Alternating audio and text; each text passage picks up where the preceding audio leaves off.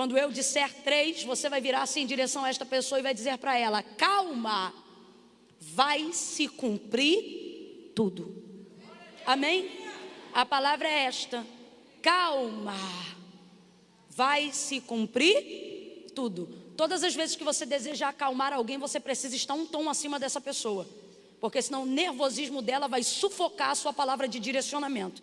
Camila, eu não entendi. Vai entender. Quando eu disser 3, você tem que falar calma como se estivesse nervoso. Você vai dizer: calma, vai se cumprir tudo. Quem entendeu, diga amém. É 1, é 2, é 3, vai. Calma, vai se.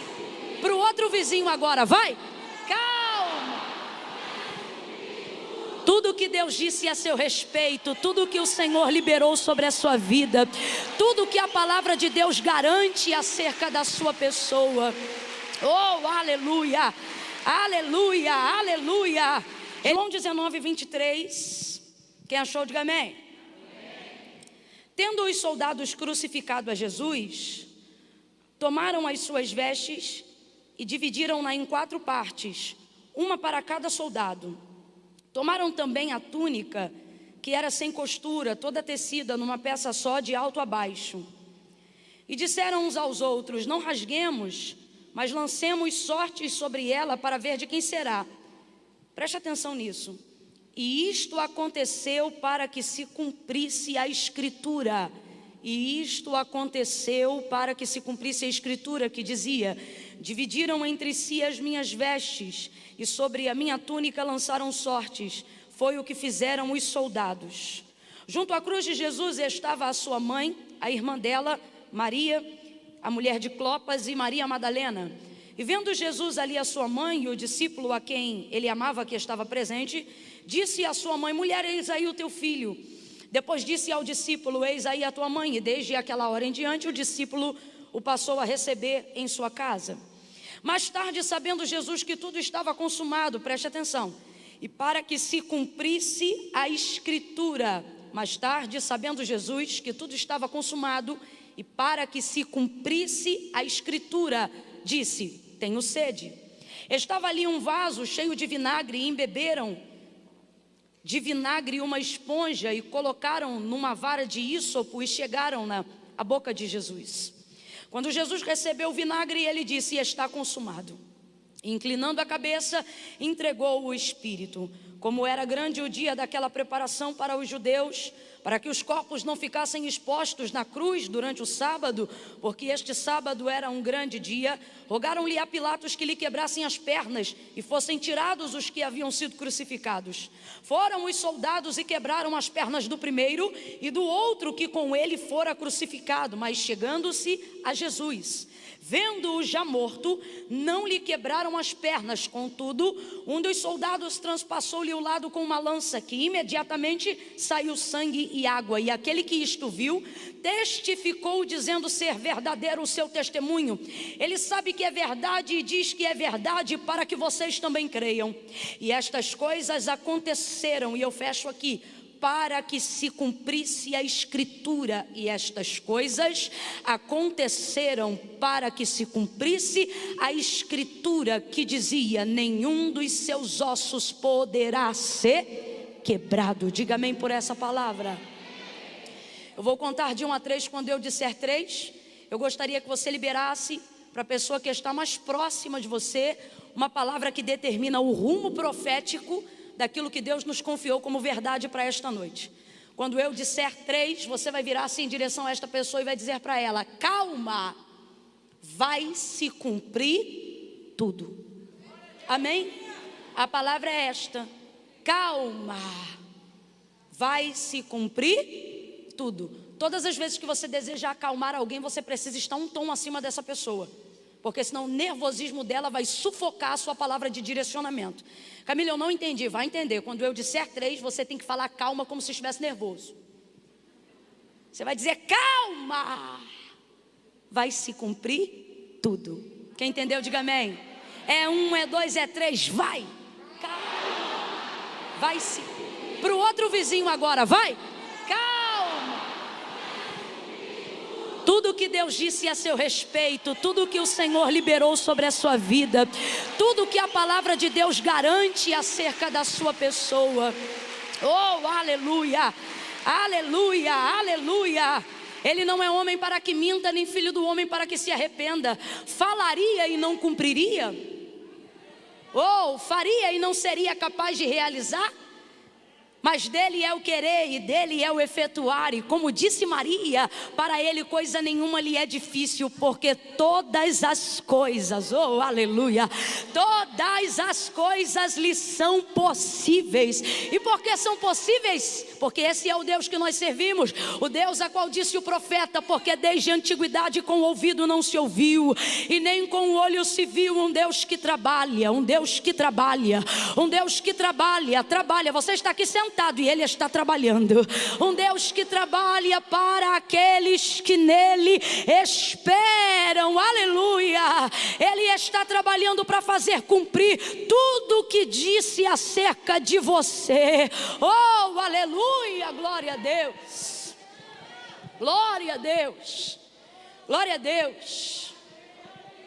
Aleluia. Deus, Ele não é somente o conquistador dos nossos projetos, o realizador dos nossos sonhos. Ele também se faz recurso para que nós cheguemos aonde Ele disse que nós chegaríamos. Lá no Rio de Janeiro a gente tem o rio, e ligado ao rio, porém diferenciado, Niterói. Estamos divididos por causa do mar, e por isso existe uma ponte na extensão de 13 quilômetros. Obviamente que a gente chama de Ponte Rio a Niterói, por ligar um ponto ao outro. É como se Deus estivesse dizendo, às vezes você está no Rio de Janeiro, e aquilo que eu te prometi está em Niterói, e você se pergunta, como se dará isso? E Ele está dizendo, eu serei o destino e também serei a ponte que liga os dois pontos. A bem da verdade é que a primeira coisa que nós precisamos compreender é que Deus não depende para fazer cumprir aquilo que nos disse, da nossa ajuda para absolutamente nada. Absolutamente nada. Lembra-se de quando Ele chamou a Moisés? Vamos um pouco antes, lembra de quando Ele chamou Abraão? Quando Ele chamou a Abraão, Ele disse, Abraão, sai da tua terra, do meio da tua parentela, vai para a terra em que eu te mostrarei. Farei de ti uma grande nação, abençoarei os que te abençoarem, amaldiçoarei os que amaldiçoarem você, e em ti serão benditas todas as famílias da terra. Ele disse, eu vou te fazer pai de uma grande multidão. Eu vou te dar uma nação que se chamará pelo seu nome. E por causa da aliança que eu faço com a sua casa, Ele visita diretamente a Sara, e Ele diz que o filho da promessa, que é de quem vai vir o cumprimento de tudo aquilo que Deus falou a Abraão, virá do ventre de Sara. Mas o tempo passa, 25 anos, ela se torna uma senhora, os seus cabelinhos é branco. E no período intermediário, a realização do cumprimento dessa promessa, eles não acreditam que estejam envolvidos num cenário condizente com aquilo que Deus falou. Quanto mais discrepante for o cenário real que você tem hoje em relação à promessa que Deus te fez, mais verdade é que foi Deus que falou. Você leva isso para a sua vida. E ela já estava inserida dentro deste contexto. Porém, eles são pioneiros no exercício da fé. Hoje nós sabemos disso, mas eles ainda não sabiam. Então, pensando que deveria fazer alguma coisa a fim de cumprir aquilo que Deus já havia determinado sobre Abraão, ela coloca Agar, a sua serva, alcançada do Egito, sobre a cama de Abraão, e ela diz, deita com ele, e diz, Abraão, deita com ela. E o filho que o Senhor nos prometeu virá dela. Aí o Senhor se manifesta mais uma vez para Abraão. Logo em seguida esse episódio diz para ele, Abraão, anda na minha presença e ser perfeito. Deus sabe que o homem não pode ser perfeito na sua totalidade. A Bíblia diz que todo homem peca, e o que diz que não peca já mentiu, porque todo homem é pecador. Paulo fala sobre isso abertamente na carta aos Romanos capítulo 7, quando ele diz, o querer bem está em mim e eu projeto fazê-lo, mas quando vou executá-lo, encontro outra lei, a lei do pecado, que trabalha na minha carne e milita contra o querer bem que está em mim, de modo que o bem que quero fazer, não faço, mas o mal que eu não quero, faço, e faço sem programar, por causa da minha natureza adâmica, caída. É o que Paulo está dizendo. Então, quando o Senhor diz a Abraão, anda na minha presença e ser perfeito, Ele não está falando sobre um padrão de moralidade que não pode ser acessado pelo homem. Ele não está falando sobre um padrão de santidade cuja mente do homem, veloz como é, não possa pecar nem em pensamento. Não é isso que Deus está exigindo de Abraão. O termo correto aqui, se Deus fosse falar a grosso modo, o que Ele está dizendo é, Abraão, anda na minha presença e faz o que a gente combinou. E o que a gente combinou? A gente combinou de você fazer a sua parte e eu vou fazer a minha. O que Deus está dizendo é, quando eu libero uma palavra sobre a tua vida e quando eu libero uma promessa sobre você, eu não estou julgando que você tenha capacidade de fazer aquilo que eu prometi. Por quê? Primeiro ponto, porque eu nunca dou nada que alcance as suas mãos. Uma das maiores comprovações de que a palavra é de Deus e a promessa é de Deus, é que Deus faz aquilo numa esfera inédita, sobrenatural e absurda, para poder mostrar que o lugar que você vai chegar só poderia alcançar com a mão dele, do jeito dele, da forma dele, pelos métodos dele, com o recurso dele. Por isso ele diz que escolheu aqueles que não são, para confundirem aqueles que pensam que são. Escolheu as coisas loucas deste mundo para confundir as que acham que são sábias, as fracas para confundirem as fortes. Tem gente que é capaz de fazer coisa que a gente ainda não é capaz de fazer, mesmo estando fora da presença de Deus. Você sabia disso? E de vez em quando dá um parafuso de incompetência com relação a gente. Quando a gente diz, manda do céu, eu tenho a mente de Cristo, eu sou filho de Deus, dizimista, ofertante. E o outro cabeçudo, nego velho, que não sabe de nada das coisas de Deus, consegue chegar em lugares que eu não chego, porque ele tem ferramentas e recursos e mente, e inteligência, e etc, e etc. E dá uma trava na gente e a gente diz, como pode? E aí se você não vigiar, você começa a querer fazer uso dos recursos que você tem para chegar nos lugares que os outros chegaram só para provar que com Deus você pode ser melhor. Mas ter uma vida com Deus não é provar para as pessoas que a gente pode ser melhor, porque não é sobre provar o que a gente pode fazer, é sobre provar o que Deus fez até na vida de um miserável como nós. Compreenda isso. Então quando o Senhor fala a Abraão, só para a gente entender isso aqui, Ele está dizendo, Abraão, primeiro ponto, eu não preciso de circunstâncias favoráveis para fazer cumprir aquilo que eu te prometi. Pelo contrário, eu só te prometi o que te prometi, porque a sua circunstância atual, ela é discrepante à realidade da minha promessa. Será que você nunca parou para pensar que o tripé da fé e da invocação, da nossa sabedoria acerca de Deus, testemunhal, ela funciona sobre as bases de uma família que não tinha recursos para ser quem Deus era? Por exemplo, qual é o memorial que nós fazemos do testemunho de quem Deus é para nós? O memorial de Abraão, Isaque e Jacó. Por isso nós dizemos, o nosso Deus é o Deus de Abraão, Isaque e Jacó. Deus de Abraão, o Deus que faz a promessa. Deus de Isaque, o Deus que cumpre o que prometeu. Deus de Jacó, o Deus que dá estabilidade e manutenção àquilo que já fez, depois que a promessa se cumpre. Isso aqui resume a obra de Deus na vida, claro, a grosso modo, na vida daquele a quem Ele chamou, a quem Ele fez uma promessa. Agora, sabe que você nunca parou para pensar? Olha isso aqui. Quando Deus chama Abraão, o papo de Deus com ele é, você vai ser pai de uma grande nação. Ele está dizendo, eu vou te fazer pai de filhos nascidos de filhos e filhos dos seus filhos, e vocês serão tão populosos, tão populosos, tão populosos, que serão peregrinos em terra estranha. Eu vou precisar preparar um território e um hectare que comporte uma família, não, que comporte milhões e milhões e milhões. E por isso deu a ele Canaã, a terra que mana leite e mel. Leite, manutenção, mel, novidade. Vai ouvindo isso aí. Deus traz a Abraão a revelação de uma palavra que é tão grandiosa. A gente olha para Abraão e vê um homem. Deus olha para o mesmo Abraão e vê uma nação. É igualzinho aqui agora. Eu olho para cada cadeira e só vejo uma pessoa. Deus olha para a mesma cadeira e para a mesma pessoa sentada e vê os filhos dele, os primos, o sangue, a hereditariedade. É assim que Deus nos vê, visitando a nossa geração. Ouça isso. Aí quando o Senhor faz essa promessa a Abraão, pare para pensar, fala de filhos, fala sobre multidão, mas o texto é claro e diz que Sara era estéril. Complete aí para eu ter certeza que você está me ouvindo bem. Sara era? Aí Deus diz, vou fazer de você pai de uma grande nação. Vai usar o ventre da H? Não, vou usar o ventre da sua mulher. Mas espera aí, ela é? Aí Sara gera, nasce Isaque. Isaque tem bilhões de mulheres para escolher com quem casasse no mundo. Mas Abraão diz, eu quero escolher uma moça à altura daquilo que Deus prometeu à minha casa. E diz ao seu servo, vai até a região antiga dos meus pais, onde está a minha parentela, e traga de lá uma moça. Meu Deus, poderia vir qualquer moça. O homem dobra o joelho perto de um poço para fazer uma oração. E ele diz, faça vir aqui a moça que me der de beber água e que der de beber água aos meus camelos. Ele faz a oração certa, no lugar certo, e na visão humana, tudo ali tem que dar certo e dá certo, mas parece que dá errado, porque podia chegar qualquer moça e chega Rebeca, filha de Betuel, da casa de Abraão, e quando ela chega, ela faz tudo o que ele pediu em oração, porque quando você faz a oração certa, no lugar certo, antes da oração terminar, Deus responde a oração. Aí chega Rebeca, veja, Rebeca é resposta de oração, mas é complicado acreditar que ela é resposta de oração, sabe por quê?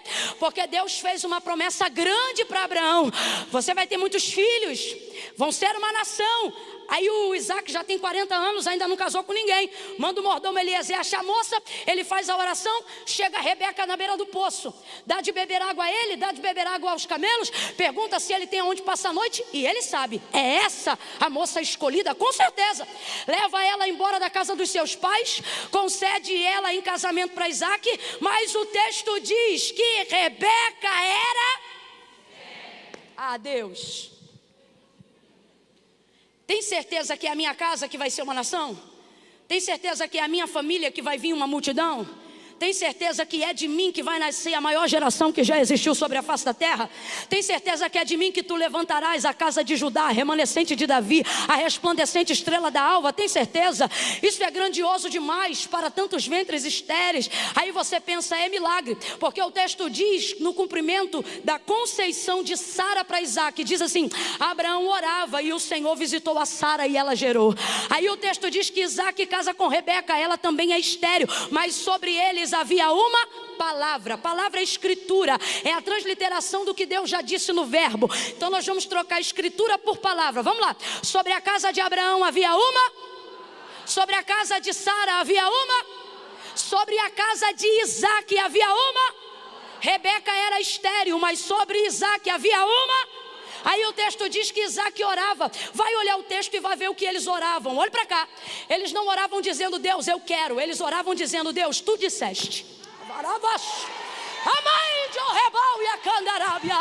Deus trouxe gente, hoje aqui ele está dizendo o que a própria Bíblia diz: pedis e não recebeis porque pedi mal, porque não conheceis as escrituras e nem o poder que há nelas. Deus não é fiel a mim. A gente canta, poeticamente falando, é muito bonitinho, mas Deus não tem obrigação de ser fiel a mim. Deus é fiel à sua palavra. Por isso disse Jesus: se vós estiverdes em mim e as minhas palavras estiverdes em vós, pedireis o que quiserdes no meu nome. Eu vou pensar? Eu vou estudar o caso? Não, pedireis o que quiserdes no meu nome e vos será feito. Não, Camila, mas tudo tem um tempo. Muitas vezes a gente usa o recurso do tempo do Cronos para poder justificar a nossa incredulidade no Kairos. Camila, eu ainda não entendi, vai entender. Nós que fazemos parte do ministério da nova aliança, vivemos a glória revelada do próprio Deus em Cristo. Camila, o que você está dizendo? Estou dizendo que no Novo Testamento o nome de Deus é Já.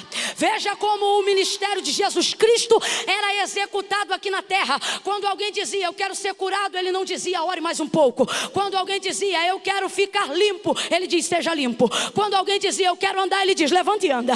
Quando alguém dizia, eu quero ver, ele diga, abra os olhos e então veja. Era assim que ele fazia. Por quê? Porque ele estava inaugurando um ciclo aonde o poder da palavra de Deus seria real na vida de todo aquele que crê, que tem e que possui. Por isso ele estabelece a primícia do cumprimento, ligada sim ao imediatismo, não ao triunfalismo, mas ao imediatismo, quando ele diz, é tudo que pedirdes ao Pai em meu nome, eu farei. Mas quando eu farei?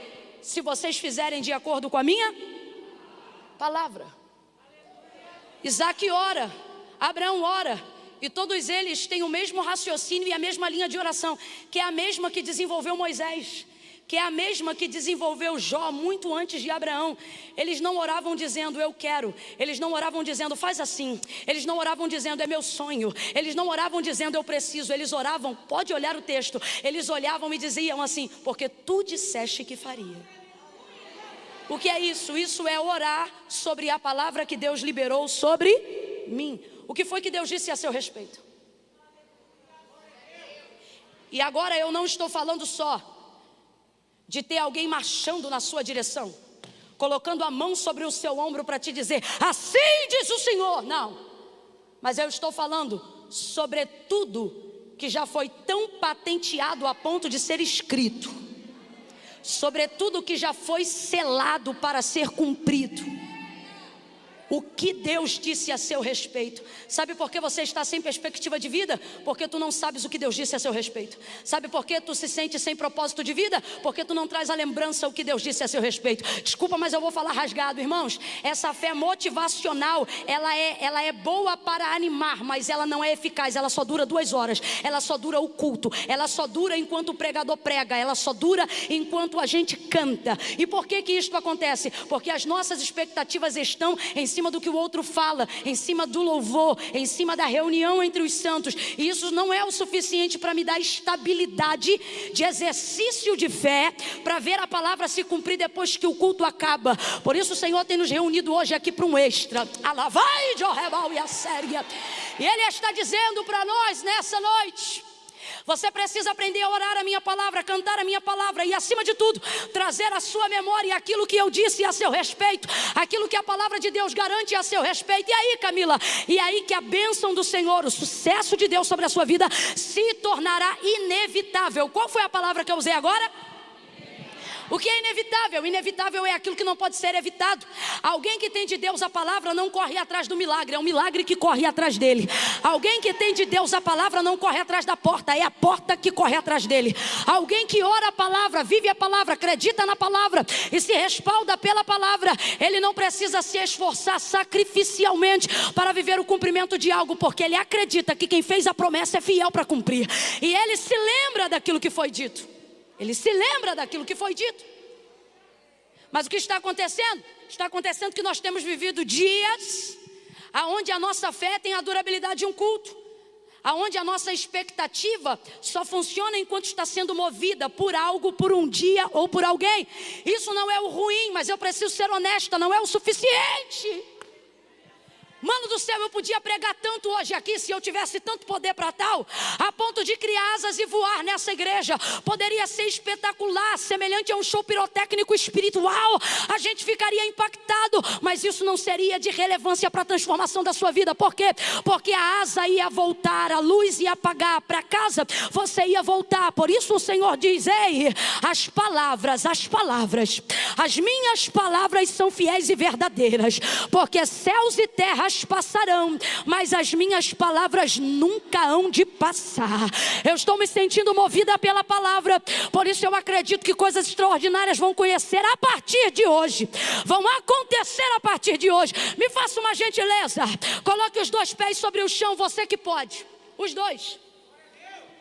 Bata firme o suficiente para sentir se é sólido debaixo dos seus pés. Firme o suficiente. O povo aqui é tudo pentecostal. Falei para bater, já está assim.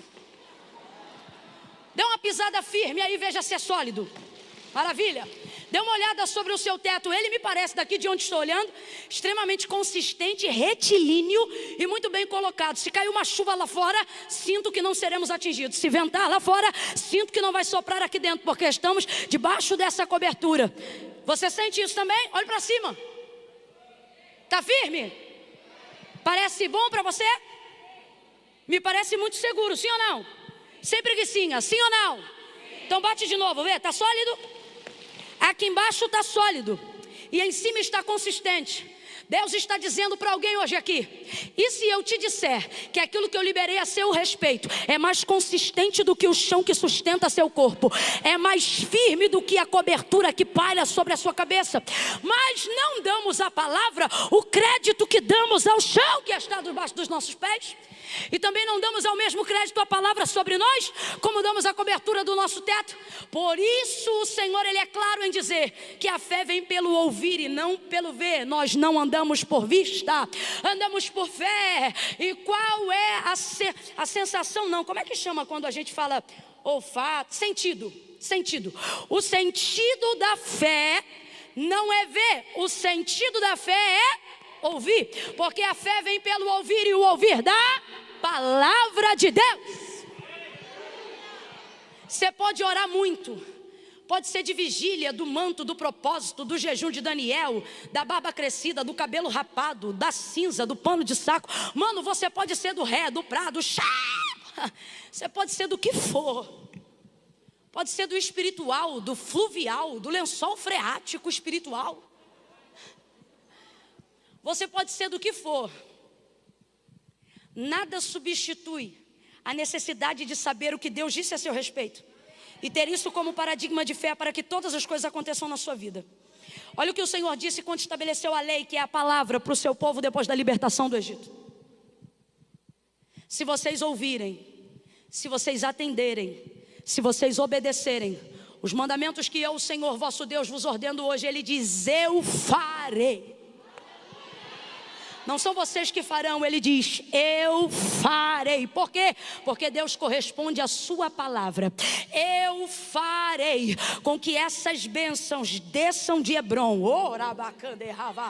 E quais eram as bênçãos que Deus havia preditado sobre aquele lugar? Bendito será o teu ventre, bendito será o fruto da tua amassadeira, bendito serão os teus filhos. Eu vou falar numa linguagem do século 21 para todo mundo entender e glorificar. Ele está dizendo: bendita será a tua conta corrente, bendita será a tua poupança, bendito será o teu PIS, o teu PASEP, o teu INSS, a tua empresa, os teus negócios. Bendita será a tua vida física, bendita será a tua saúde emocional, bendita serão os teus filhos, os filhos deles com eles, e os filhos dos seus filhos, dos filhos deles com eles. O Senhor está dizendo: eu não vou me envolver só com você, eu vou me envolver e vou abençoar a tua casa, a tua família, a tua hereditariedade, até 1000 gerações. Se você se lembrar daquilo que eu liberei sobre você, ainda que um neto seu não se lembre, ainda que um filho seu não se lembre, se você caminhar de acordo com a minha palavra, o seu neto pode esquecer, seu filho pode até esquecer, mas para honrar a aliança que você fez com a minha palavra, eu vou lembrar seu neto, eu vou lembrar seu filho, eu vou lembrar sua família.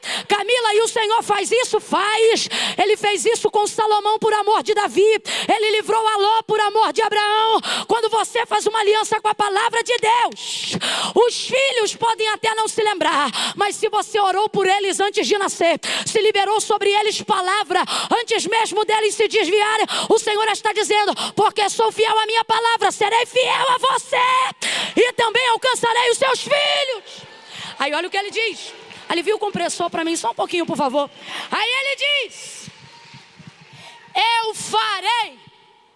Porque tem coisas na nossa vida que só Deus faz. Ele diz: eu farei com que essas bênçãos corram. Gente, está na Bíblia, tá? Eu farei com que essas bênçãos corram atrás de vocês. Eu farei com que essas bênçãos vos persigam. Olha para quem está do teu lado e diga: você está sendo seguido. Não, vou corrigir, né? O texto não diz seguido, ele diz perseguirão, né? E o que é perseguirão? É seguir sistematicamente, é seguir de perto. É levantar junto, acordar junto, ir embora junto, sentar junto. Quem já entendeu o que Deus está dizendo? Ele está dizendo: eu farei com que essas bênçãos persigam. Sabe o que ele está dizendo? Até quem acha que não quer ser abençoado, que é aquela pessoa que diz: Deus não merece tanto, quando vê, a bênção já vai estar lá, porque ela vai perseguir aqueles que creem, perseguir acima de tudo aqueles que sabem qual é a palavra que Deus disse a meu respeito. Diga comigo agora, eu vou entrar na segunda fase e por fim terminamos na terceira. Diga agora comigo, diga: a fé não vê, ela ouve. Tá fraco, diga: a fé. Diga: a fé não vê, ela ouve. Diga só mais uma coisa. Diga: a fé. Não, filho, quando eu entono é porque eu sei o poder que isso tem na sua mente. Se você semitonar, você não esquece. Diga: a fé. Isso, eu gostei daquela ali que ela ainda faz igual. É a fé. Não vê, ela ouve. A fé não sente. Não sente. Camila, a fé não me faz ter arrepio? A fé é genuína não. Camila, mas a fé não me faz chorar? A genuína não. Você chora porque você é emocional. A fé não é para fazer chorar. A fé não é para fazer arrepiar. A fé é para fazer saber, lembrar do que sabe, esperar no que sabe e acreditar no que sabe. Preste atenção. Aleluia. Agora, compartilhe essa verdade, que por muito tempo foi embaraçada, tanto pelos pentecostais quanto os neopentecostais, que é a galera que gosta do mover, que acredita nos frutos dos dons proféticos, em tudo que nós acreditamos. Mas por muito tempo, fomos gerados num ventre de mentoria e discipulado, que desenvolveu em nós a ideia de que tem que sentir primeiro. Para crer, para acontecer, para fazer. Você me desculpa, mas eu preciso ser o que Deus quer que eu seja. E ser o que Deus quer que eu seja é ser o que a Bíblia diz. E este preceito está errado. Não tem conversa, está errado. É por isso que temos uma geração que é viva na casa de Deus, mas depois oscila e desce a limbos emocionais. Porque eles foram motivados a ter uma fé sensorial, uma fé motivacional. Camila, mas é mó legal, mas não dura. É mó legal, mas não segura. É mó legal, mas não sustenta. Eles choram hoje aqui de alegria e de depressão amanhã. Por quê? Porque foram educados a desenvolver uma fé que sente, não uma fé que sabe. E com isso passam a exercitar uma fé que vê, não uma fé que... dando muito mais crédito ao que acontece diante dos seus olhos do que aquilo que Deus diz aos seus corações. Então nós vamos estabelecer uma premissa aqui para eu terminar em João 19, porque eu pareço doida, mas não sou, nós vamos acabar ali. Essa fé pode ser verdadeira, no sentido de ser intencional. Camila, eu quero de verdade, eu amo o Senhor de verdade, eu sou íntegro de verdade, eu desejo acertar de verdade, mas guarde o que eu vou lhe dizer. Um erro não deixa de ser um erro só porque foi cometido sinceramente. Vai gerar consequências. E acerca do exercício da fé, ou a gente corrige e vive o que Deus tem, ou viverá de reservas de frustrações e de momentos de consolação. Frustra hoje, consola amanhã. Ou seja, você só vai trabalhar no remediativo.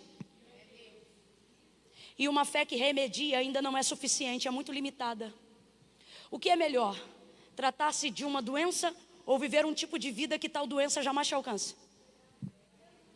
Deus está dizendo para nós que nós estamos fazendo uso indevido da fé, utilizando ela como se só fosse agente remediativo e não preventivo.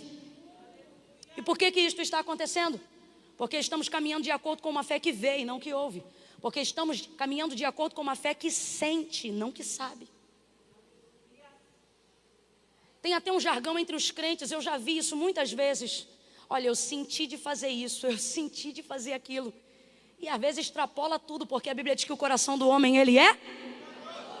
Mas quando você deixa suas emoções governarem a sua vida, errar é só uma questão de tempo.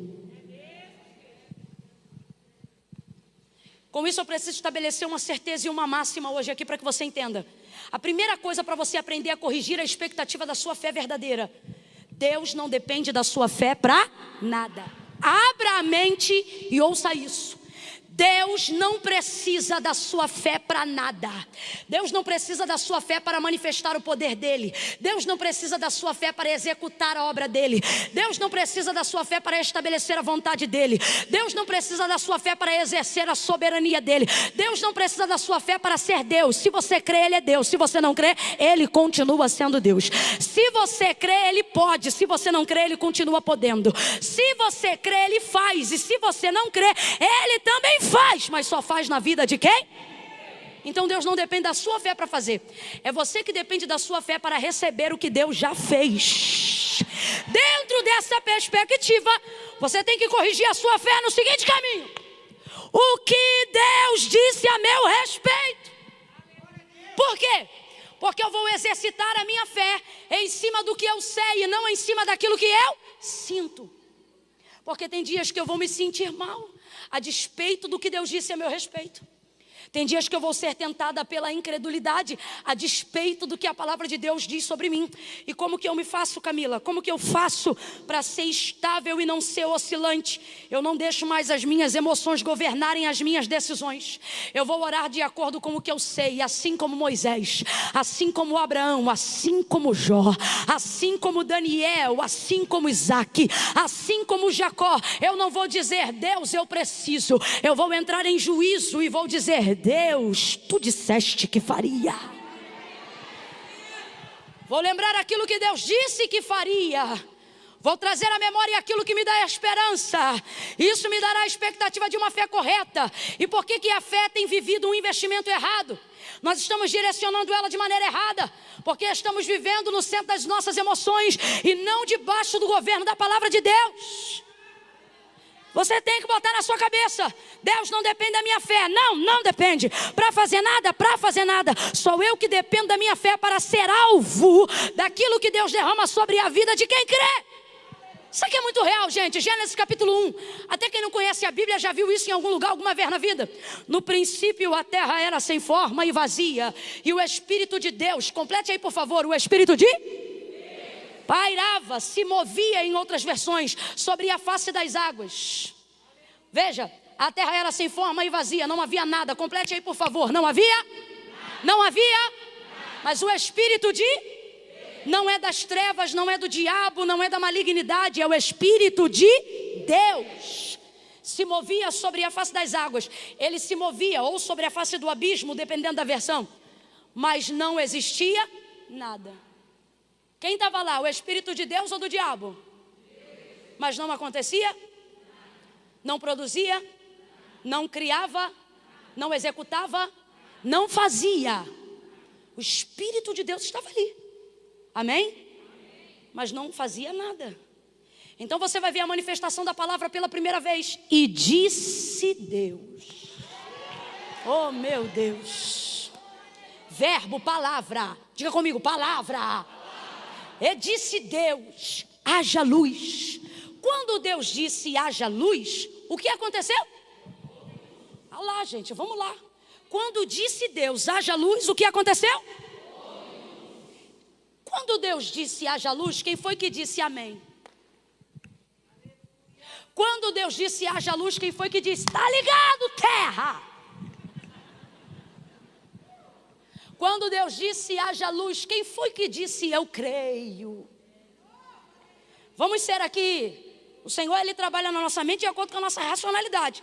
Então agora eu não vou contar com a sua espiritualidade não, porque eu estou pregando até o incrédulo. Vou contar com a sua inteligência. Eu não falo o que eu quero ouvir nem o que você sente. Fala o que você sabe. Gênesis capítulo 1. E disse Deus, haja luz e houve luz. Há exercício de fé para que haja criação em Gênesis 1? Não, porque o autor da carta aos Hebreus já deixou rasgado para a gente. Ele disse, porque céus e terra, tudo que existe e tudo que há, não foi feito por prova aparente do que se vê, mas foram criados pelo poder da sua palavra. Então preste atenção. Deus precisou de fé para criar tudo que existe e que há? E por que a gente usa a nossa fé achando que é Deus que precisa dela? A gente usa a nossa fé como mola propulsora para Deus ter poder de fazer o que a gente quer que Ele faça. E é por isso que Ele não faz. Não é porque Ele não pode, é porque a gente acha que Ele precisa da nossa fé para ser capaz de fazer. Vai ouvindo aí. É aí que está a fé equivocada. Por quê? Porque primeiro eu quero crer para depois saber a palavra. Então por mais que eu creia, não vou ter fé o suficiente, porque estou crendo em cima de algo que eu não sei, que eu não conheço. E por quê? Normalmente porque eu estou esperando sentir primeiro para saber qual é a direção depois. E disse Deus, haja luz, e houve luz. Primeiro manifestou-se a palavra, para que depois pudesse haver exercício de fé. Então vou perguntar de novo. Deus usou fé para existir tudo o que existe e o que há? Então isso mostra que Ele não precisa de fé para trabalhar. Não precisa de fé para executar. Se Ele quiser, preste atenção para depois não desenvolver heresia. Se Ele quiser, Ele faz. Sim ou não? Ele é Deus. Agora, que Deus fez tudo o que fez pelo poder da sua palavra, está tanto feito que nós estamos aqui. Deus não precisou da minha fé para fazer nada. Mas quando eu abro a minha Bíblia em Gênesis 1, eu preciso da minha fé para crer que Deus fez ou faz. Então Deus não está querendo desenvolver em mim fé para Ele ter poder de fazer. Porque Deus não depende da minha fé para fazer. Sou eu que dependo de fé para me tornar alvo daquilo que Deus já fez. E isso está provado na Bíblia. Gênesis capítulo de número 1, verso 31. Ele disse: eu tenho vos dado todas as coisas. E depois João 19, já está tudo consumado. Camila, então o que você está querendo dizer? Estou querendo dizer que nós temos sobre nós o maior poder do mundo, mas não estamos usando. Eu estou de joelho, sabe por quê? Porque eu me coloco na condição de alguém que suplica que o Espírito Santo de Deus abra o nosso entendimento para que nós venhamos compreender o nível de poder. Feche os seus olhos por alguns instantes. Senhor, a tua palavra diz, Oséias falou: o meu povo foi destruído porque lhes faltou conhecimento. Mas nesta noite nós estamos aqui num culto extra. Nós estamos nos estendendo esta noite um pouco mais, buscando um pouco mais. Não porque queremos ser vaidosos acerca daquilo que o Senhor nos confiou, mas porque queremos expandir a extensão. Queremos ver a amplitude do teu reino aplicada na terra e na nossa vida. Mas como fazer isso com incredulidade? Como fazer isso com uma fé limitada? Como fazer isso com uma fé equivocada? Então, Pai, a tua palavra diz: o meu povo foi destruído porque lhes faltou o conhecimento. Mas esse povo que está diante de ti nesta noite, eles não estão rejeitando o conhecimento, eles caminharam uma milha a mais só por causa do conhecimento. Nós temos aqui, Senhor, gente cansada, com dor na coluna, esporão no pé, outros que vieram do trabalho, gente que amanhã 4 horas da manhã vai precisar se levantar, mas eles não querem ser destruídos pela ignorância, eles querem ser edificados pelo conhecimento. Então nos ajuda a crescer na graça e no conhecimento, e corrige a fé. Em nome de Jesus, em nome de Jesus, eu estou sentindo graça de Deus para liberar isso agora. Coloque as suas mãos para cima em sinal de quem pede, em sinal de quem suplica, e diga comigo: em nome de Jesus, Espírito de sabedoria, abre a minha mente. Em nome de Jesus. Será que você nunca se perguntou? Nós estamos aqui numa maioria gigantesca de homens e mulheres que já amam e servem ao Senhor, de gente que conhece a sua palavra, apesar de não meditar nela de dia e de noite. Mas estamos aqui numa maioria de gente que tem Deus e tem palavra. E se tem Deus e tem palavra, por que não está se cumprindo? Não é porque Deus não pode fazer, digo mais, não é porque Deus já não tenha feito, mas é porque nós não estamos nos posicionando na condição de receber tudo aquilo que Deus tem para dar e para fazer. E quando eu falo sobre fazer na hora, eu estou falando que a vontade de Deus para a vida daquele que recebe uma palavra não é protelar, mas Ele quer fazer acontecer. Você precisa se perguntar isso agora. Se eu tenho o Deus que faz e tenho a palavra que me habilita a receber, por que eu não recebo? Por que não acontece? Por que a gente fala de prosperidade e ainda não está prosperando? Não vou nem falar de riqueza, porque a Bíblia é clara: riqueza não é para todos, mas prosperidade é para todo aquele que crê. Por que fala de cura e não estamos sendo curados? Porque na verdade a nossa fé já está acomodada em dizer: não era da vontade de Deus, não era do tempo de Deus, querendo na verdade botar na conta de Deus o que é débito da nossa. Débito. Queremos diminuir a grandeza das promessas, não porque Deus não pode fazer, mas porque nós não temos fé o suficiente para receber. Então a gente quer dizer que não é bem desse jeito, não é bem dessa forma. Vai ver, não foi isso que Deus quis dizer. Por isso nós estamos utilizando hoje o que a Bíblia diz e não o que eu penso e nem o que você pensa. Porque o que está escrito e o que está feito, está feito. Gênesis 1, está provado que Deus não precisou de fé para criar o que havia criado, mas está provado que nós precisamos de fé para crer que foi Deus que criou. O texto diz ali que Deus criou tudo. Ele fez tudo. Completa aí, igreja, por favor. Ele fez? Ele fez? E não só fez, mas concedeu a nós o uso, o direito de usufruir. Ele disse: tudo tenho feito e tudo tenho vos dado. Tudo tenho feito e tudo tenho vos dado. Estou sentindo graça de Deus enquanto libero essas palavras. Tudo tenho feito e tudo tenho vos dado. Tudo tenho feito e tudo tenho vos dado. Olhe para alguém que está se sentindo um pouco para baixo hoje e diga para esta pessoa: Deus já fez tudo e te deu tudo. Olha para alguém e diz: você tem tudo o que precisa.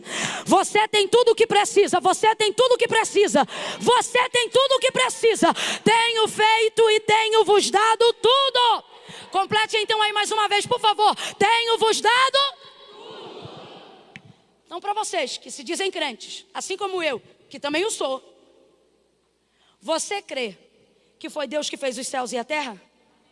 Sol, lua, estrelas, firmamento, oceano, mares, animais, relva, sementes, espécies, frutos, árvores. Olha para mim, numa boa. Você crê mesmo? Quem crê nisto que eu estou dizendo, diga eu creio. Você não é da cultura darwinista, tem certeza? De que o homem veio da evolução do primata? Tem alguém aqui que não, Camila, para mim é isso aí. Quem crê que foi Deus que fez e criou tudo, diga eu creio. Diga assim comigo, eu creio que Deus criou tudo. Diga assim, eu creio que Deus fez tudo. Agora eu que vou te perguntar. Então por que tu achas que é muito para Deus fazer curar o câncer? Por que tu achas que é muito para Deus fazer mudar a tua vida? Por que tu achas que é muito para Deus trabalhar no coração do teu marido? Por que tu pensas que é muito tu teres um diploma depois dos 40 anos? Por que tu achas que é difícil tocar um instrumento depois dos 30? Por que tu achas que é muito difícil pregar muito melhor do que eu prego, se dedicar, nem que seja um ano? Por que tu pensas que é difícil ter o corpo que queria ter? Tudo que Deus te propõe, tudo que a Bíblia diz sobre você, vez ou outra você acha, isso aí é muito. Camila, eu não acho isso. Acha sim! Acha sim! Você diz é difícil. Você diz é complicado. E por isso o Senhor está confrontando hoje a nossa mente, para que a nossa falta de fé ou a nossa fé equivocada seja confrontada por ela. Porque vamos pregar conforme está escrito. O que a Bíblia diz é que se a sua fé for do tamanho de um grão de mostarda, eu não estou pregando o que dizem, o que os filósofos pensam, nem o que Sócrates acreditava, nem o que Platão falou. Eu estou dizendo que a sagrada e inerrante escritura, digna de toda aceitação, viva e eficaz, mais penetrante do que qualquer espada de dois gumes, diz. E também não estou dizendo, não desprezando, mas não dizendo o que Paulo, Pedro ou os apóstolos disse, mas o que Jesus. Se crê que Ele é Deus, ouça o que Ele diz. Ele disse, se vocês tiverem a fé, ainda que ela seja do tamanho de uma semente ou de um grão de mostarda. Gente, é um caco de unha, uma semente de mostarda. Ele diz, olha, se vocês tiverem essa fé, fale aí o nome de um morro alto aqui em São José. Tem morro aqui não? Menina, é mesmo. Nem um monte de crente não sobe monte aqui não? Tem? A igreja tem? Então a gente pode chamar esse monte de Monte da Cabana. Se você tiver uma fé do tamanho de um caco de unha, não importa qual seja o Monte da Cabana, se ele é grande ou se é gigante. Se vocês chegarem aqui um dia, olha o que Deus está dizendo. Ele não está dizendo se você tiver muita fé. Ele está dizendo se você tiver ela, ainda que seja desse tamanho. Você pode olhar para um monte. Tem algum rio aqui? Represa. Como chama represa? Ótimo, enfim. Você vai chegar, Monte da Cabana. Sai daí e mergulha na represa. Se tiver nisto o propósito, você só precisará ter a fé do tamanho de um grão de mostarda. Olha para mim, entenda isso aqui. Deus está dizendo, para conseguir fazer isso tudo, você tem que ter muito pouco.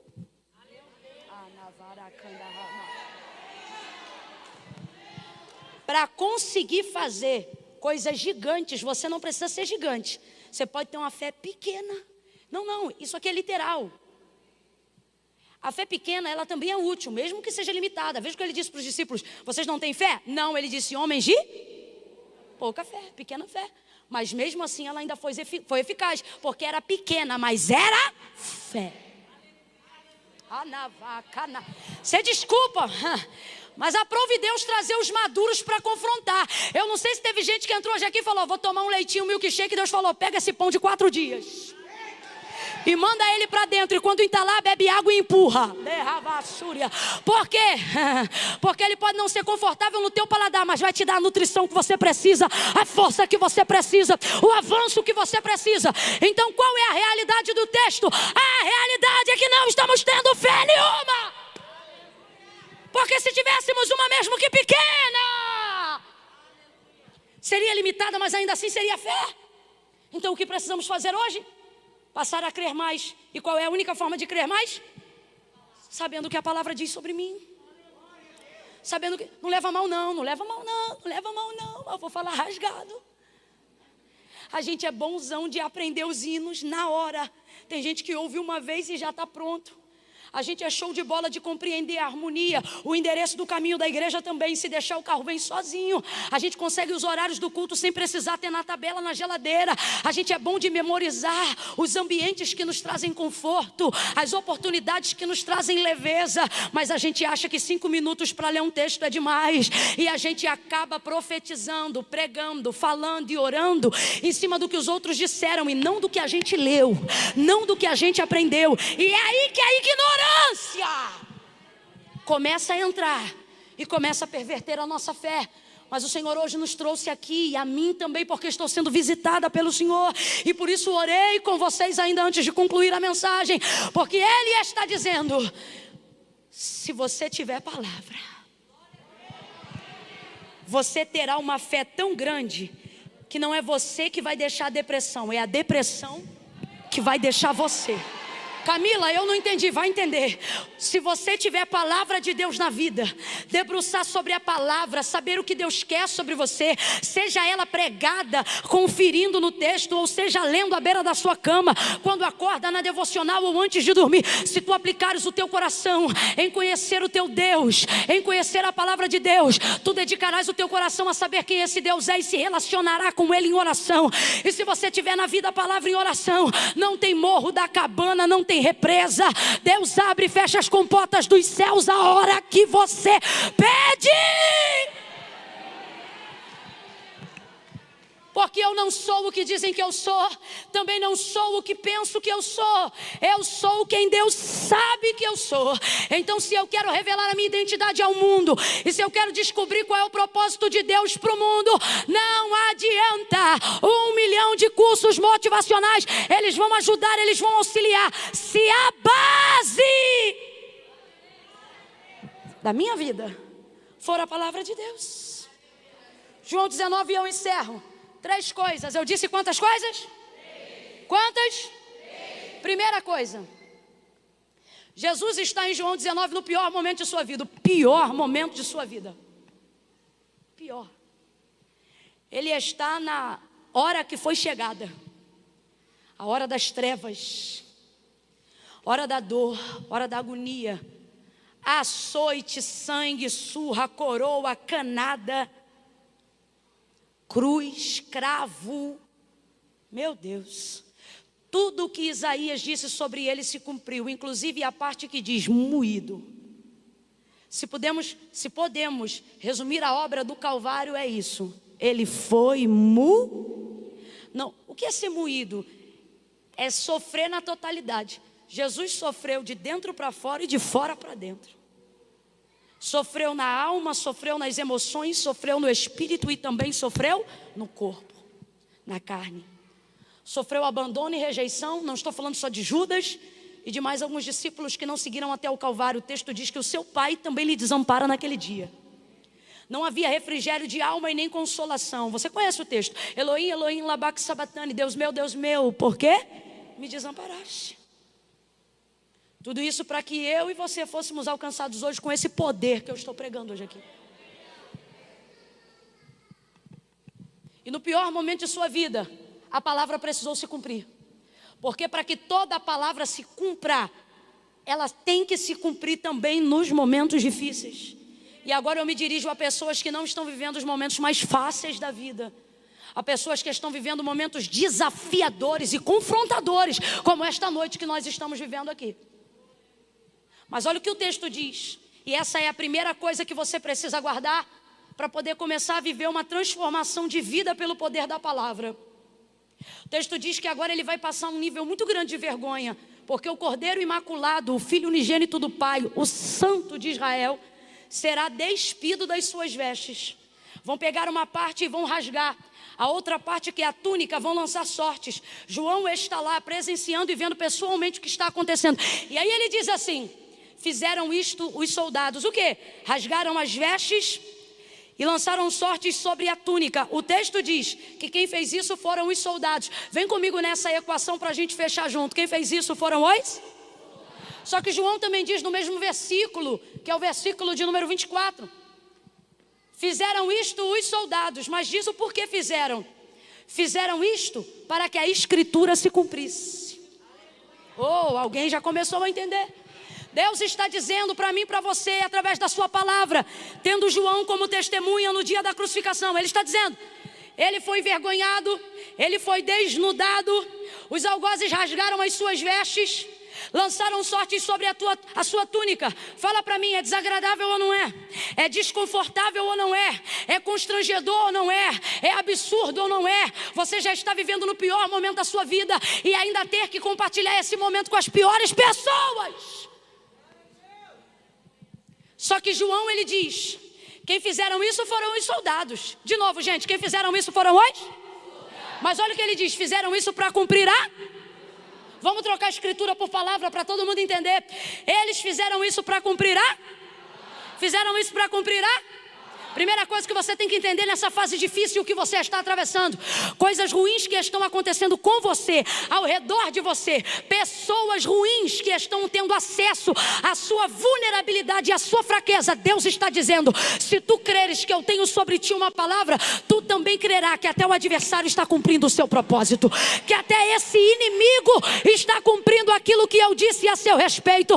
Olha para quem está do teu lado e diga, sabe aquele fofoqueiro? Sabe aquele quizumbeiro? Sabe aquele camarada que já preparou o dossiê para queimar teu filme? Já inventou o processo para confundir tua história? Deus está dizendo, como um ponteiro que funciona no relógio, ele também está sendo usado para cumprir o meu plano na tua vida. Oh, aleluia! Aleluia! Se é para aplaudir ao Senhor, aplauda com vontade, celebre a sua palavra. Reage à sua palavra. Uau, Deus está dizendo a alguém hoje aqui, vai cumprir tudo, vai cumprir tudo. Não vai ser fácil ver Deus cumprindo tudo, mas vai ser bom ver que Ele cumpriu tudo. Tudo que Ele falou. Vai doer, mas vai cumprir. Vai chorar, mas vai cumprir. E sabe qual é a alegria de viver o cumprimento, mesmo que seja algo difícil, debaixo da palavra de Deus?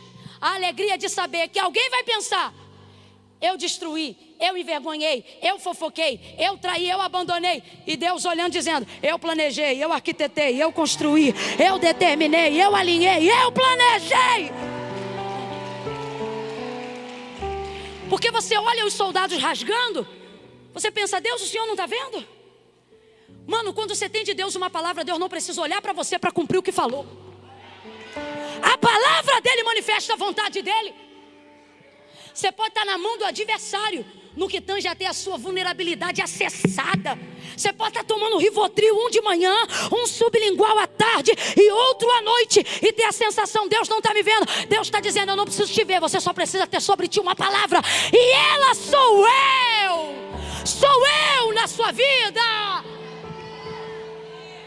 A gente tem a sensação, foram os soldados que fizeram? Então eu estou na mão dos soldados, diga, eu estou na mão da palavra. Eu estou na mão da palavra. Eu estou na mão da palavra. Eu estou debaixo da palavra. Eu caminho sobre a palavra. Eu acredito na palavra.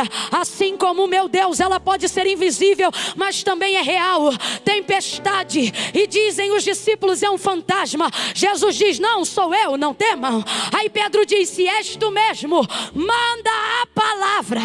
Manda-me ter contigo sobre as águas. Aí a epígrafe do texto diz, Pedro andou sobre as águas, mas também poderia estar escrito, Pedro andou sobre a palavra, porque o homem não pisa na água sem afundar. Se ele pisou e não afundou, foi porque ele disse, manda a palavra primeiro, faz a ponte que eu ando sobre ela, libera a palavra que eu caminho sobre ela. Eu não vou ver, mas eu vou flutuar. Eu não vou ver, mas eu vou acreditar. Você diz: eu preciso de saúde, eu preciso de dinheiro, eu preciso de carro. Deus está dizendo: se você entender o poder da minha palavra, você vai fazer o que Pedro fez. Vai olhar para Jesus e vai dizer: basta uma palavra. Perdão, o centurião vai dizer: basta uma palavra. Olha, eu vou lá na sua casa, não precisa ir lá em casa não.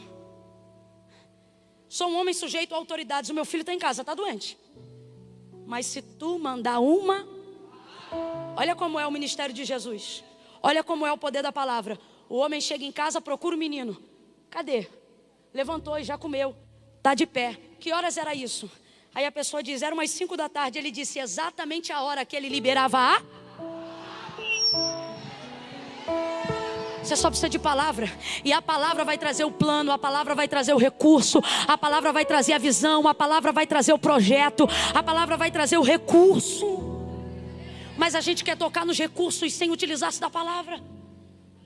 Você quer achar que são os outros que estão fazendo, os outros que estão programando, mas não são.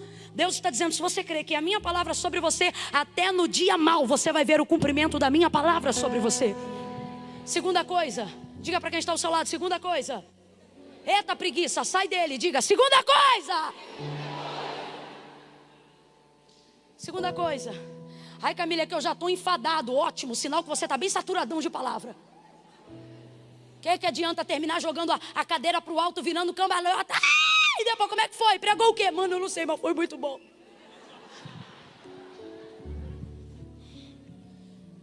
Segunda coisa. O texto diz assim: que vendo que já estava consumado, ou seja, chegando a hora final de entregar o seu espírito, diz o texto onde nós lemos, o versículo de número 28. Segunda coisa, 28, no verso 28. Vendo que tudo já estava consumado, para entregar o espírito e acabar com aquele momento, olha o que o texto diz: para que se cumprisse a palavra. Vamos lá? Para que se cumprisse a... Para que se cumprisse a palavra. Aleluia. Oh, aleluia. Deus falou comigo aqui agora: eu vou ensinar esse povo a amar a minha palavra. Camila, eu já o amo. Não. Amar de modo a não ficar nem um dia sem vê-la, sem observá-la. Para que se cumprisse aquele momento, para que se cumprisse, perdão, a palavra, ele disse: tenho sede. Presta atenção, vamos pregar do jeito que está escrito. Para que se cumprisse a escritura, ele disse: tenho sede. Então, peraí, Camila, havia a possibilidade de fato dele estar com sede? Havia, mas o texto não está dizendo que ele pediu de beber água porque tinha necessidade. Pediu de beber água para fazer cumprir a... que ele sabia que já tinha sido dita sobre ele, dizendo que ele beberia vinagre. Segunda coisa, ele sabe que ele pediria água, mas beberia vinagre? Sim ou não? Sim, porque era o que estava escrito na profecia de Isaías.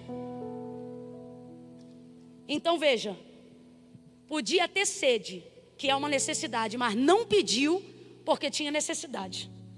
Segunda coisa, em sua onisciência, porque conhece a palavra que é sobre si, sabia que pediu água, mas ia beber, e mesmo assim pediu. Não pediu porque precisava. Pediu sabendo que ia pedir uma coisa e ia receber outra, mas mesmo assim pediu. Por que pediu? Para a palavra se... Segunda fase. Está na hora de você entrar nela. Às vezes Deus vai usar a gente para fazer cumprir o que a gente sabe. Mas existe uma hora que Deus quer que a gente faça cumprir o que só a gente sabe. Ele quer que a gente se lembre. Camila, eu ainda não entendi. Vai entender. Às vezes você pede perdão a alguém, não porque tem necessidade de perdoar, você nem está sentindo nada. Às vezes foi a pessoa que errou com você, mas você vai lá e pede perdão. Presta atenção, tinha necessidade de quem não fez nada pedir perdão, mas para se cumprir a vontade de Deus, a palavra, a gente vai lá e às vezes até sabe que o outro ainda vai olhar e vai dizer: está desculpado. Dá vontade de dizer: demente. Mas para se cumprir a palavra, a gente desce, a gente se submete, a gente pede perdão sem ter feito nada. Por quê? Porque a gente não quer ficar atado, a gente quer que se cumpra a palavra, a gente quer que a palavra nos libere para o novo. A gente quer encerrar o ciclo, começar um novo processo. Quem está entendendo, diga amém. Essa é a parte mais difícil. É a parte que você não sente de fazer. Crente que só faz o que sente, fica parado nessa fase. Eu não senti de ir lá ainda. Está sem falar com o pai 10 anos, eu não senti de ligar para ele, nem vai sentir. Se suas decisões são pautadas nas suas emoções, um abismo te espera. Agora, se a despeito do que sente, você sabe o que Deus quer, você faz até sem sentir. E vai passar de fase, vai mudar de ciclo. Não foi porque precisava e sabia que ia beber vinagre, mas para fazer cumprir o que havia dito sobre ele, disse: tenho sede. Saberia que beberia vinagre da mão dos seus inimigos, mas mesmo assim ele disse: tenho sede. Saberia que não teria sucesso em ser saciado com água pedindo naquele momento, mas mesmo assim ele disse: tenho sede. Será que essa fé nunca vai nos amadurecer a ponto de entender que a palavra de Deus também se cumpre no dia mau? Adorar ao Deus que é soberano para fazer o que eu quero é ótimo. Difícil é adorar ao Deus soberano que pode fazer o que quer, até sem me comunicar. Terceira e última fase. Olha para quem está ao seu lado e diga: terceira! Terceira e última fase. Eita, fala para quem está ao teu lado. Já completou o curso, hein? Aleluia. Deus vai levantar jovens aqui. Na mesma unção que levantou Davi, a Navai, Jorel e a Sérgia, quando ele disse: tu me fizestes por causa da tua palavra mais sábio do que os anciões do meu reino. Porque a gente tem que parar de caminhar no que dizem e tem que começar a caminhar no que a Bíblia, menos o que eu penso e mais o que a palavra de Deus diz. Terceira e última fase, para mim, a mais apoteótica de todas. Chama o baterista aí para mim, por favor. Cadê ele? Nós vamos fazer um som apoteótico nessa noite. Oh, glória a Jesus. Aleluia. Cadê o baixista para vir com aquele bem fortão? Tá aí o baixista? É você. O povo aqui, os músicos, tudo crente, né? Glória a Deus, cheios do Espírito Santo. Tem lugar que a gente vai, não é não. Quando você fala assim: cadê o baterista? Aí tem que tirar de lá da cantina, vir correndo no meio da igreja. Porque ele acha que só pode participar na hora do louvor. Mas aqui tudo crente. Aquele ali então mais crente de todos. Está sentado, coitado, já está com cãibra, mas está ali: Jesus, tem misericórdia. Oh, aleluia. Faça um som bem pesadão aí. Mas é pesado. Isso. Não, mas eu não quero prato não. Agora é bumbo e tambor. Sabe por quê? É um som assim de penumbra, de morte. Faça um som assim que manifeste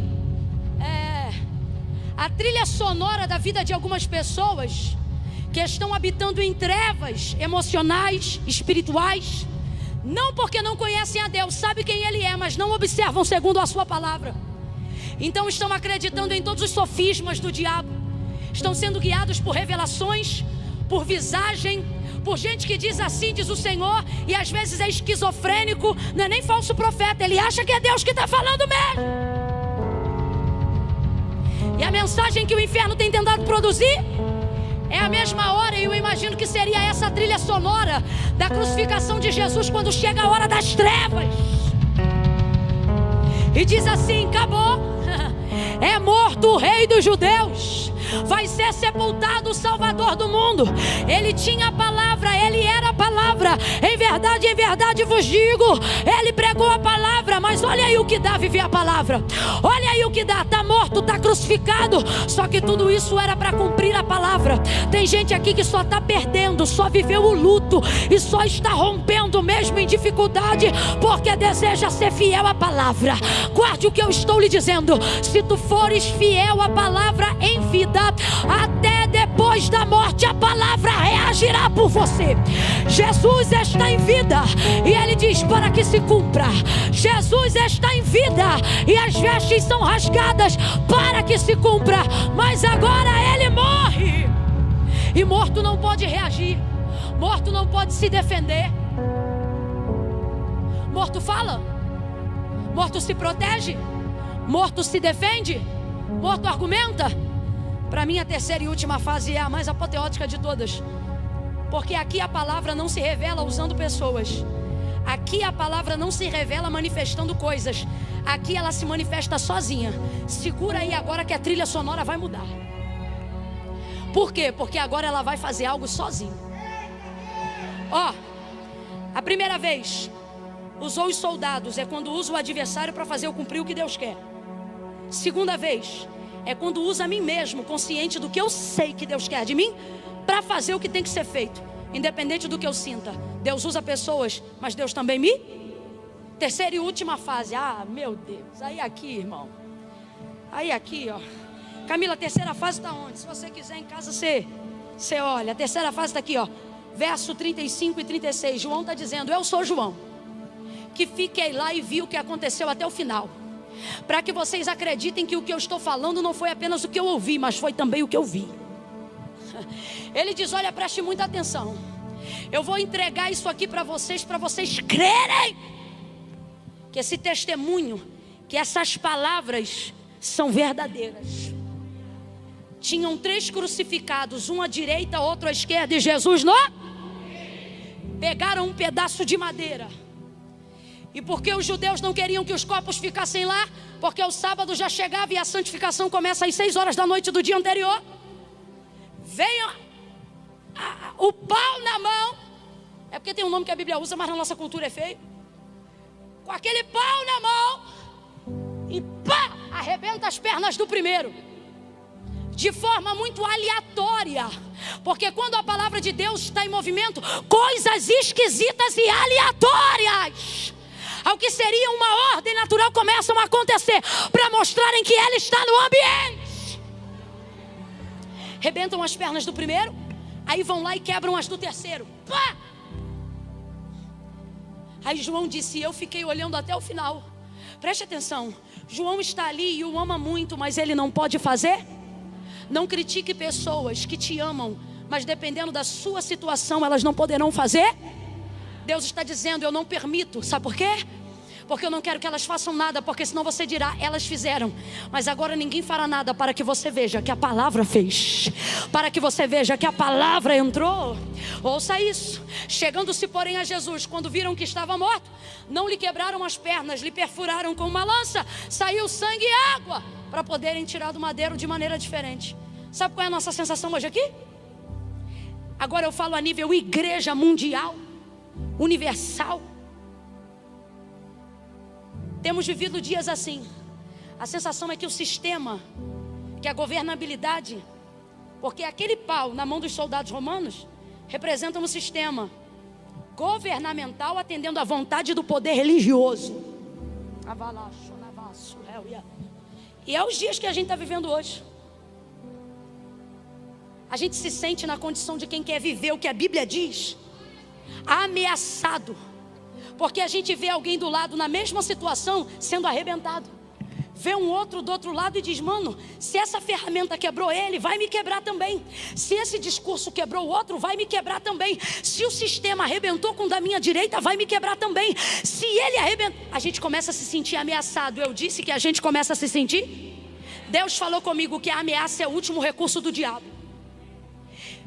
Quando ele não pode mais acessar a nossa vulnerabilidade, quando ele não pode fazer mais nada, ele ameaça. Por quê? Porque para fazer o que ele quer, ele precisa da autorização de Deus. Mas na fase final, Deus não deixa. Porque agora não é os outros que movem, não sou eu que movo, não é o diabo que move. Agora quem vai mover é a... Então nessa hora Deus não dá acesso. Todo projeto que o diabo quer arquitetar, ele precisa da autorização de Deus para executar, se não houver legalidade. E na vida de quem tem palavra não há legalidade. Por isso, para destruir a Jó, ele teve que dizer: Deus, deixa. E o Senhor deixou. Mas depois ele ficou descredibilizado, porque Jó disse: Deus deu. E o diabo está ali: mas eu tomei. E ele, de vez de dizer o diabo tomou, ele diz: Deus tomou. Por quê? Porque ele não dá crédito ao diabo. Aí o diabo só fala no capítulo 1 e não fala nunca mais. Por quê? Deus mandou o diabo embora? Não, porque a atitude de Jó fechou as portas para a ação do diabo. Aí escute isso. Escute isso. Quando a gente vê o da direita sendo arrebentado e o da esquerda sendo arrebentado, a gente se sente ameaçado. Eu digo, Deus, coisa ruim é se sentir ameaçado. É ver alguém dizendo, eu vou te matar. É ver alguém dizendo, viu como eu destruí o filho da vizinha? Também vou destruir o teu. Viu como eu acabei com o casamento dele? Também vou acabar com o teu. Viu que aquela casa não aguentou a tempestade? Eu também vou derrubar a sua. Aí a gente olha as ferramentas dele, vê que de verdade ele já destruiu pessoas, ministérios, igrejas, vidas. A gente diz, o próximo é a gente. A gente se sente. Deus me disse, calma. A última ferramenta que o diabo pode utilizar, e tudo que ele tem é essa, a ameaça. Porque quando você não pode executar o que quer fazer, só te resta ameaçar. Que é para dar ao outro a sensação de que você vai fazer o que você sabe que não pode ser feito. Deus está dizendo, você vê vulto na cozinha e se sente ameaçado. Você está quase sofrendo de bexiga arriada, porque não consegue atravessar do quarto para o banheiro, porque parece que o diabo está dentro da tua casa. Será que tu nunca pensou que ele pode até andar do quarto para a sala, da sala para a cozinha, mas já percebeu que ele não deita do teu lado? Já percebeu que ele não toca na tua carne? Já percebeu que ele tenta influenciar seus sonhos, mas não pode governar a sua vida? Sabe o que Deus está dizendo? Se levante dessa cama e vá no banheiro a hora que você quiser. Sabe o que Deus está dizendo? Dobre o joelho na madrugada de luz acesa ou apagada. Sabe o que Deus está dizendo? Clame de pé ou deitado. Só não acredite nessa mentira, porque na fase final do processo, do cumprimento do que Deus disse que ia fazer, tudo que resta a ele é ameaçar. Então, se ele está ao derredor, mas ainda não te quebrou, se ele está dizendo que vai fazer, mas ainda não fez, é porque ele não pode fazer. Ele não pode fazer. É mentira do diabo. É mentira do diabo. Olha para quem está ao seu lado aí agora. Quem tem Bíblia, segura a Bíblia. Quem tem Bíblia, pega a Bíblia.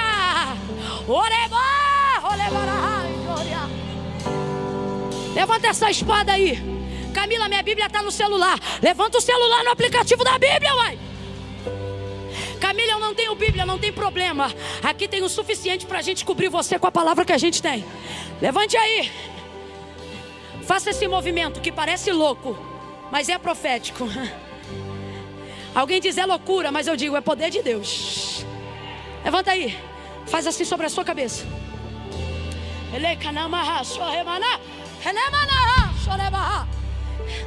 Todas as bênçãos que estão aí estão sobre a tua vida. Tudo que Deus disse a teu respeito está sobre a tua casa. Tudo que Deus disse que ia fazer já está feito. Ele vai cumprir tudo o que disse a teu respeito. Ele vai cumprir a promessa que te fez. Mas você precisa ter consciência. Por isso você precisa ler a Bíblia, estudar a Bíblia, meditar na Bíblia. Não abaixa a mão não. Coloca ela sobre a tua cabeça.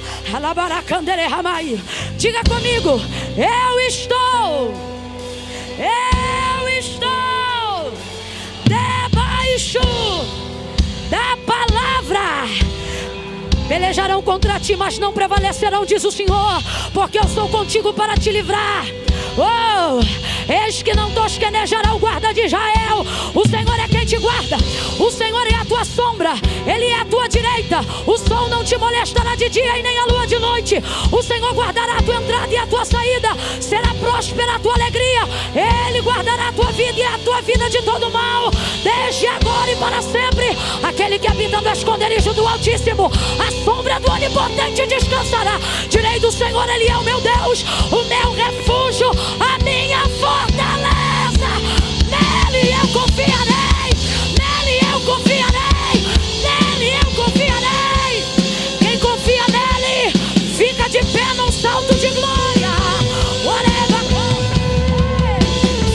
Mil cairão ao teu lado, 10.000 à tua direita, mas tu não serás atingido. Tu não serás atingido. Tu não serás atingido. Tu não serás atingido. Bispo Alex, é complicado. Sabe, Geisa, quando a gente vê o sistema governamental e religioso trabalhando juntos. É isso aqui, a representatividade de Roma e dos sumos sacerdotes, porque eles trabalham para ferir o Filho de Deus, a essência de Deus, as igrejas verdadeiras. E tudo que o diabo quer é quebrar nossas pernas. E quando eu falo isso, eu não estou falando disso aqui não. Eu estou falando da nossa capacidade de estender o reino de Deus pela palavra. Porque Jesus não é apenas uma pessoa. O texto diz em João 1: Ele é o verbo vivo. E tem gente aqui, Deus está falando comigo. Tem gente aqui se sentindo ameaçada por todos os lados. No trabalho, na faculdade, ameaçado pelos próprios medos. O diabo está utilizando o teu medo como ferramenta para te ferir. Não vai acontecer, não vai cumprir. Porque no pior momento da nossa vida,